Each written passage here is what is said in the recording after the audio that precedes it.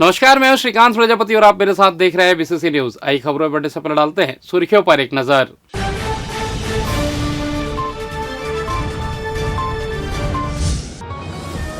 बिजली बिल से लोग हलाकान, कर रहे स्मार्ट मीटर का विरोध। राज्य स्तरीय खेलकूद शुरू, खिलाड़ी दिखा रहे अपना जौहर। बढ़ती महंगाई से हाहाकार, विरोध का दौर शुरू। खनिज विभाग की ताबड़तोड़ कार्रवाई, दिवाली के समय जागा विभाग। तो ये थी सुर्खियां, अब खबरें विस्तार से। बिजली विभाग द्वारा प्रदेश भर में पुराने मीटर को निकालकर नए मीटर लगाए जा रहे हैं, पर अब यह स्मार्ट मीटर राज्य सरकार के लिए गले का फांस बनते जा रही है। बता दें, प्रदेश के साथ ही बिलासपुर जिले में भी स्मार्ट मीटर का लगातार विरोध हो रहा है। लोगों का कहना है कि उनके बिना अनुमति के घर के बाहर स्मार्ट मीटर लगा दिया गया है, जिसके चलते बिजली बिल काफी अधिक आ रहा है। लोगों का कहना है कि जब से स्मार्ट मीटर लगाया जा रहा है तब से दुगना बिजली बिल आ रहा है। ऐसे में हम अपने परिवार का पेट पालने की भारी भरकम बिजली बिल पटाना, इससे भी बड़ी संख्या में ग्रामीण महिलाएं कलेक्ट्रेट कार्यालय पहुंचकर स्मार्ट मीटर का विरोध करने पहुंची थी। वहीं अब शहर के अलग अलग इलाकों में रहने वाले लोग कलेक्ट्रेट कार्यालय पहुंचकर स्मार्ट मीटर को हटाने और बिजली बिल हाफ योजना को फिर से लागू करने की मांग को लेकर नारेबाजी कर रहे हैं। स्मार्ट मीटर लगाने का विरोध करने वाले लोगों में एक महिला ऐसी भी है जो बिजली विभाग कार्यालय में काम करती है। उनकी तनख्वाह 2,000 रुपये और स्मार्ट मीटर लगने के बाद उनके यहाँ भी 900 रुपये से अधिक बिजली बिल आ रहा है, जिससे नाराज लोग अब सड़क पर उतरकर स्मार्ट मीटर का विरोध करते नजर आ रहे हैं और हाफ बिजली बिल की मांग कर रहे हैं। स्मार्ट मीटर लगा तो ऐसा बिल आ रहा है, गरीब आदमी कहाँ से पटाएंगे? वो कभी वो पहले वाला मीटर आता था, उसके 500-200 ऐसे आते पटा लेते थे। अब गरीब 400 कमा रहे हैं, 1000-1500 मीटर के बिल बिजली बिल कहाँ से पटाएंगे? स्मार्ट मीटर लगा है। हाँ, स्मार्ट मीटर लगा है। कितने दिनों से आ रहा है? जब से आवाज में है तब से लगा हुआ है। उस समय से आ रहे थे। अब बिजली बिल क्या चाह रहे हैं आप? अभी पटाए, अभी का 10,000 आया था, तो कहाँ से पटाएंगे? नहीं समझ। आप लोग क्या चाह रहे हैं? हम चाह रहे हैं कि मीटर लगाना बंद कर दे, जो पहले था वैसे ही रहने चाहिए। छत्तीसगढ़ में पूरे जन समस्याओं के लेकर हम लोग लड़ रहे हैं, खासतौर पे बिजली समस्याओं के खिलाफ में। अभी लगातार बिलासपुर शहर में हाफ बिजली गुना जो पूरे छत्तीसगढ़ में बंद कर दिया गया है, वापिस ले लिया गया है। इसका नतीजा पूरे बिलासपुर के साथ साथ पूरे छत्तीसगढ़ में देखने को मिल रहा है कि लगातार जो बिजली बिल था वो दोगुना हो गया है।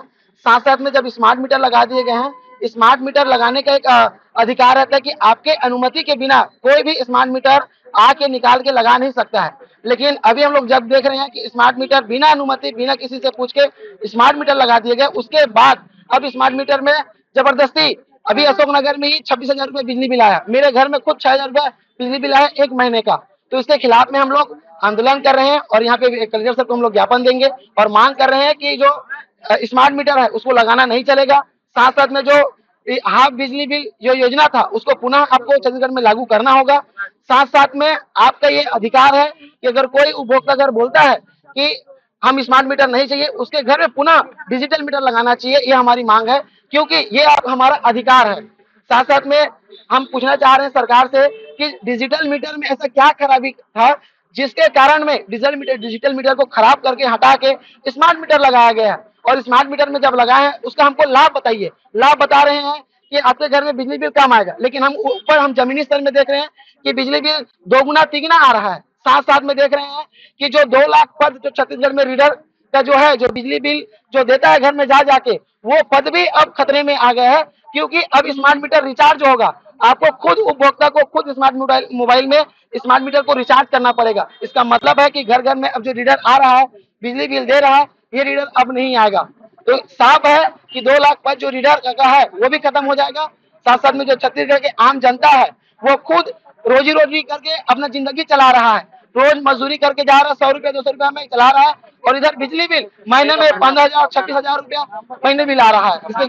देखिए, स्मार्ट मीटर वाली बात है तो अभी बिलासपुर की बात करें तो यहाँ पर जीनस कंपनी का स्मार्ट मीटर लग रहा है और जीनस कंपनी का पहले से ही मीटर लगा हुआ है। बहुत सारे मीटर लगे हुए हैं। उसमें केवल एक फैसिलिटी दिया गया है कि भाई जो मीटर रीडर घर घर जाके पहले मीटर रीडिंग लेता था, वो रीडिंग लेने की जरूरत न पड़े, इसलिए वहाँ पर एक चिप लगा दिया गया है कि वो मीटर रीडिंग जो है ऑटोमेटिक हमको सिस्टम के माध्यम से मिल जाए और हम उसी के माध्यम से वो उसका बिलिंग कर सकें। मीटर रीडर के द्वारा कभी बिना घर बैठे भी कभी-कभी रीडिंग ले देते थे या उसमें चूक हो जाती थी रीडिंग लेने में, तो अनाप-शनाप बिलिंग आने ये सब शिकायत प्राप्त होती थी। उसको ये सिस्टमैटाइज़ किया गया है और ये इसको देखते हुए अभी स्मार्ट मीटर ये लगाया जा रहा है। नेशनल हाईवे सहित प्रदेश की सड़कों पर मवेशियों के कारण होने वाले हादसों को लेकर जनहित याचिका के साथ एक हस्तक्षेप याचिका भी दायर की गई है, जिसमें बिलासपुर से लेकर जांजगीर तक नेशनल हाईवे पर मवेशियों के झुंड की तस्वीरें लगाई गई है। इसमें कहा गया कि यदि नागरिकों की सुरक्षा नहीं कर पा रहे हैं तो टोल वसूलना गलत है। हालांकि चीफ जस्टिस रमेश सिन्हा और बीडी गुरु की डिवीजन बेंच ने कहा कि सड़क पर मवेशियों के बैठने के लिए आम लोग भी बराबर जिम्मेदार हैं। वहीं राज्य सरकार ने नए मुख्य सचिव की ज्वाइनिंग का हवाला देते हुए जवाब के लिए समय की मांग की है।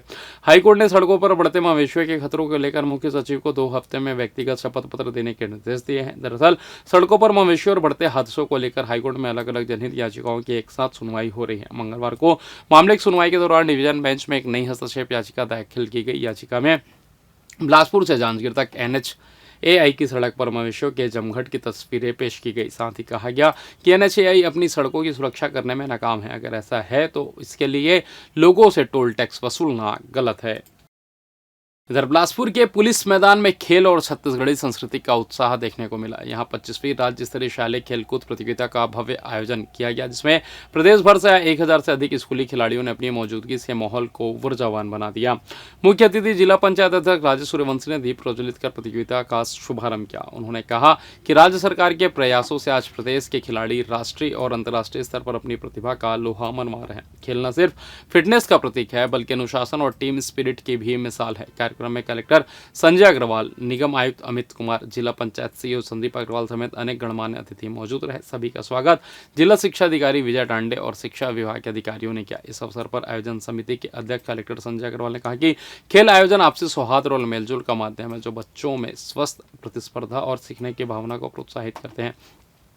उद्घाटन समारोह का मुख्य आकर्षण रहा मार्च पास्ट, जिसमें सभी 33 जिलों से पहुंचे 1100 खिलाड़ियों ने शानदार तालमेल और अनुशासन का प्रदर्शन किया। अपने अपने संभाग की तख्ती थामे खिलाड़ियों ने बैंड की धुन पर कदम ताल करते हुए मुख्य मंच पर मौजूद अतिथियों को सलामी दी। इसके बाद महारानी लक्ष्मीबाई स्कूल की छात्राओं ने छत्तीसगढ़ी संस्कृति पर आधारित लोक नृत्य प्रस्तुत कर सभी का मन मोह लिया। पारंपरिक गीत संगीत और लोक वेशभूषा से सजी इस प्रस्तुति के मंच पर छत्तीसगढ़ की आत्मा को जीवंत कर दिया। दर्शकों ने तालियों की गड़गड़ाहट से छात्राओं का उत्साह बढ़ा। इस अवसर पर खेल मुकाबलों की औपचारिक शुरुआत भी हुई। शहर के विभिन्न मैदानों में 14 से 19 वर्ष आयु वर्ग के बालक बालिकाओं के कबड्डी, बेसबॉल, कराटे के मैच आरंभ किए गए।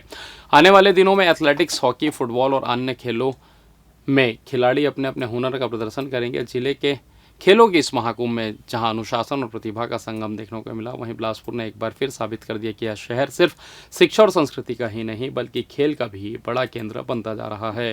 इस तरह का खेल का आयोजन निश्चित तौर पे बच्चों में एक बहुत उत्साह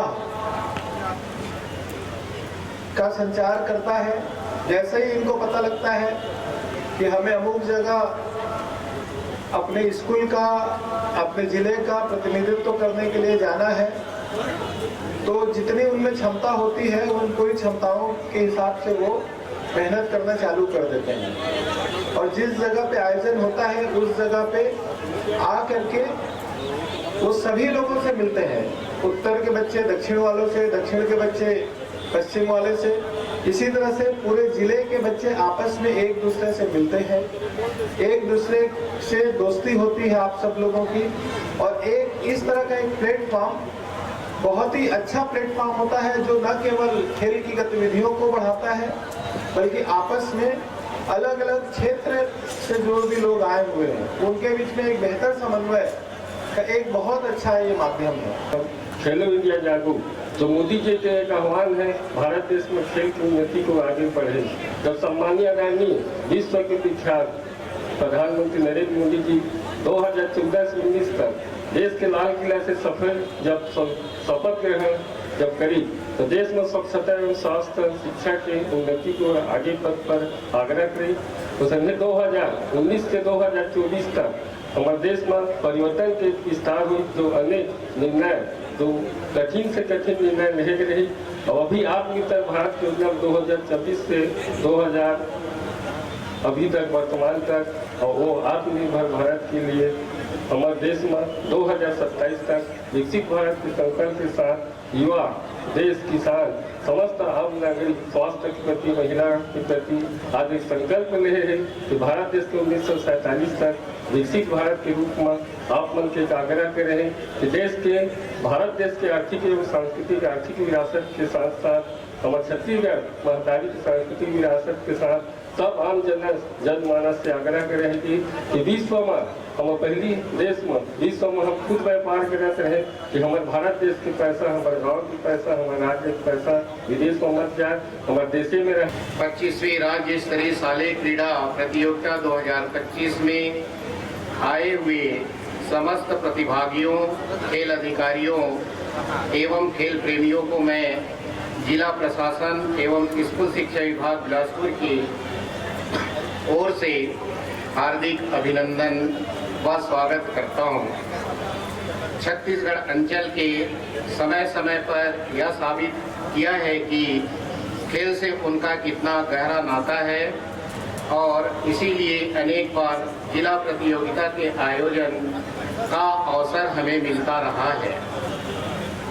कृषि विज्ञान केंद्र बिलासपुर द्वारा BARC-IGKV के सहयोग से विकसित धान की उप परिवर्तित किस्म विक्रम TCR के व्यापक प्रचार प्रसार हेतु एक दिवसीय प्रक्षेत्र दिवस का आयोजन कृषि महाविद्यालय में किया गया, जहां मुख्य अतिथि के रूप में भाभा परमाणु अनुसंधान केंद्र जैव विज्ञान समूह मुंबई के निर्देशक डॉक्टर PA हसन मौजूद थे। कृषि महाविद्यालय सभागार में आयोजित कार्यक्रम में डॉक्टर PA हसन ने बताया कि विक्रम TCR धान की किस्म पारंपरिक किस्मों की तुलना में अधिक उपज देने वाली, रोग रोधी, कम अवधि में तैयार होने वाली तथा मध्यम ऊंचाई की है। उन्होंने कहा कि यह किस्म फसल के गिरने की समस्या को रोकते हुए किसानों को बेहतर उत्पादन का अवसर प्रदान करती है। डॉक्टर AD बलाल, प्रमुख परमाणु कृषि एवं जैव प्रौद्योगिकी प्रभाग बार्क मुंबई ने बताया कि बार्क द्वारा धान के साथ साथ दलहन एवं तिलहन फसलों की नई उन्नत किस्में भी विकसित की जा रही है, जिन्हें शीघ्र ही किसानों के लिए उपलब्ध कराया जाएगा।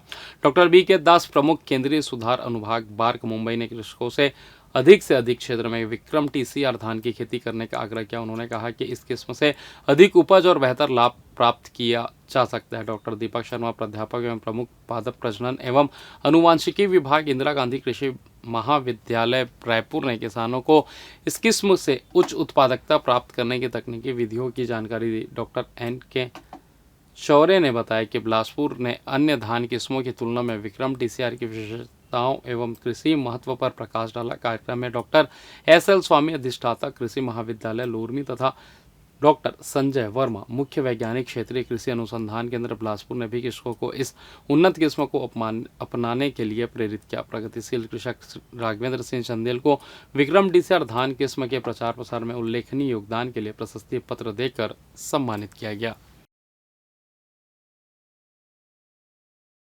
छत्तीसगढ़ में बिजली की महंगाई और प्रीपेड मीटर की मार से आम उपभोक्ता हलाकान हैं, जिनके मुद्दों को लेकर कोई पहल नहीं की जा रही है। लिहाजा छत्तीसगढ़ बिजली उपभोक्ता एसोसिएशन के बैनर तले गुरुवार को बिलासपुर में धरना प्रदर्शन किया गया, जिसमें प्रमुख रूप से राज्य में बिजली बिल हाफ योजना लागू करने, प्रीपेड स्मार्ट मीटर योजना बंद करने, बिजली दरों में बढ़ोतरी वापस लेने, बिजली संशोधन विधेयक कानून 2022 वापस लेने और बिजली का निजीकरण बंद करने की मांग की गई है। जहां उन्होंने बताया कि लगातार बिजली उपभोक्ता परेशान है, जिसे लेकर क्रमिक आंदोलन भी किए जा रहे हैं। बावजूद इसके अब तक कोई राहत की खबर सामने नहीं आई है। परेशान उपभोक्ताओं को हजारों का बिल जारी किया जा रहा है, जबकि उनकी खपत उतनी नहीं है। मामले में जब बिजली अधिकारियों से बात की गई तो उन्होंने बताया कि प्रीपेड मीटर उसी कंपनी का विश्वसनीय ही है जो पहले लगा था, और रही बात अधिक रीडिंग आने की, तो आम उपभोक्ता उसकी तुलना करने चेक मीटर भी लगवा सकते हैं, जिसकी गणना करने पर उनको सही स्थिति का आंकलन हो जाएगा। और फिलहाल वक्त तो चला छोटा सा ब्रेक का, मिलते हैं ब्रेक के बाद, कहीं जाइएगा नहीं।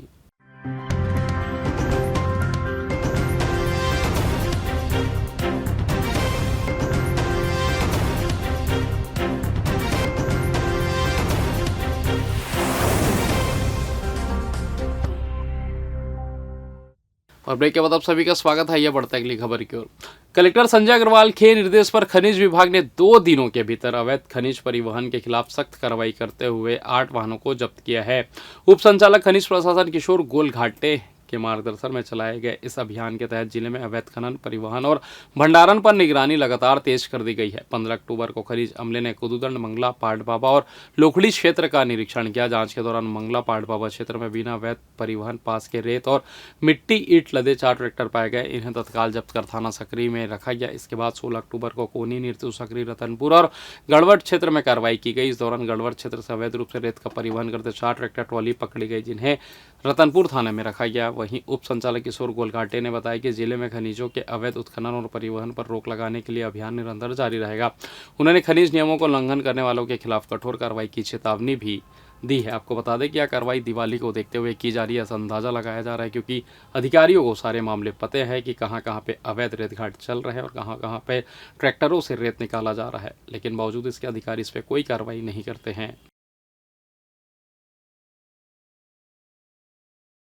इधर सिविल लाइन थाना इलाके में लूट की घटना को अंजाम दिया गया। इस घटना ने अब लोगों की सुरक्षा पर सवाल खड़े कर दिए हैं क्योंकि इस लूटपाट की घटना को ऑटो चालक और उसके साथी ने मिलकर अंजाम दिया। वहीं पुलिस ने लूटपाट की वारदात को अंजाम देने वाले ऑटो चालक और उसके साथी को गिरफ्तार कर लिया है। दोनों ने ऑटो में सवार यात्री को सब्जी काटने की चाकू दिखाकर लूट लिया था। पुलिस ने आरोपियों से नकदी, ऑटो और चाकू बरामद कर लिया है। आपको बता दें, प्रार्थी अपने बड़े भाई उत्तम चौहान जो बीमार थे उनको लेकर उसलापुर की ओर जा रहे थे। जो अपने घर जाने के लिए ऑटो बुक किए, उसने करीब रात 12 बजे ऑटो को 300 रुपये में किराए में बुक कराया। रास्ते में ऑटो चालक ने वाहन को छोटी छोटी गलियों में घुमाना शुरू कर दिया। जब प्रार्थी ने विरोध किया और कहा कि सीधा रास्ते से ले चलो क्योंकि मरीज को तकलीफ हो रही है, तभी ऑटो चालक ने सब्जी काटने का चाकू दिखाकर धमकाया और उसके पास रखे 1450 रुपये लूट लिए। घटना की शिकायत सिविल लाइन थाने में दर्ज कराई गई, जिसके बाद पुलिस तत्काल एक्शन में आई और सीसीटीवी फुटेज के आधार पर आरोपियों को गिरफ्तार कर लिया। उनके पास से 250 रुपये नकद, ऑटो और चाकू बरामद कर जेल दाखिल कर दिया है।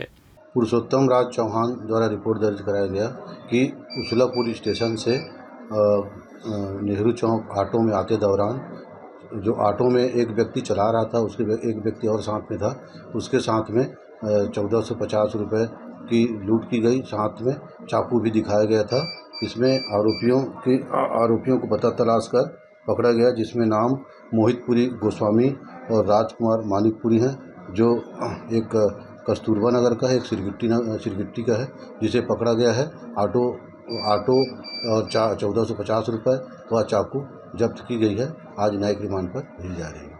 उत्तर पूर्व रेलवे ने छपरा दुर्ग छपरा के बीच चलने वाली सारनाथ एक्सप्रेस को एक बार फिर 1 दिसंबर 2025 से 15 फरवरी 2026 के बीच चयनित तिथियों में स्थगित कर दिया गया है। रेलवे प्रशासन का कहना है कि यह निर्णय घने कोहरे की पूर्वानुमान परिस्थितियों को ध्यान में रखते हुए लिया गया है। रेल प्रशासन ने स्पष्ट किया है कि निर्धारित स्थगन तिथियों के अतिरिक्त अन्य सभी दिनों में ट्रेन नियमित रूप से चलेगी। सारनाथ एक्सप्रेस एक प्रमुख ट्रेन है जो छत्तीसगढ़, मध्य प्रदेश, उत्तर प्रदेश और बिहार को जोड़ती है और हर दिन हजारों यात्री इससे सफर करते हैं। वहीं दक्षिण पूर्व मध्य रेलवे बिलासपुर जोन के CPRO शुष्कर विपुल विलास राव ने इस पर प्रतिक्रिया दी है। उनका कहना है कि विभाग के पास पिछले सालों का डेटा है, जिसमें दिसंबर से फरवरी के बीच घने कोहरे की समस्या सामने आई थी। इसी वजह से पिछले वर्ष भी ट्रेनें स्थगित की गई थी। CPRO ने यह भी स्पष्ट किया कि ट्रेन को अग्रिम रूप से स्थगित करने का उद्देश्य यात्रियों को वैकल्पिक ट्रेनें तलाशने में सुविधा प्रदान करना है। उनके अनुसार यदि एक दिन पहले स्थगन की घोषणा की जाती तो यात्रियों को अधिक परेशानी होती। और फिलहाल इस बुलेटिन में बस इतना ही। मुझे दीजिए इजाज़त, फिर होगी आपसे मुलाकात। तब तक देखते रहिए BCC न्यूज़। नमस्कार।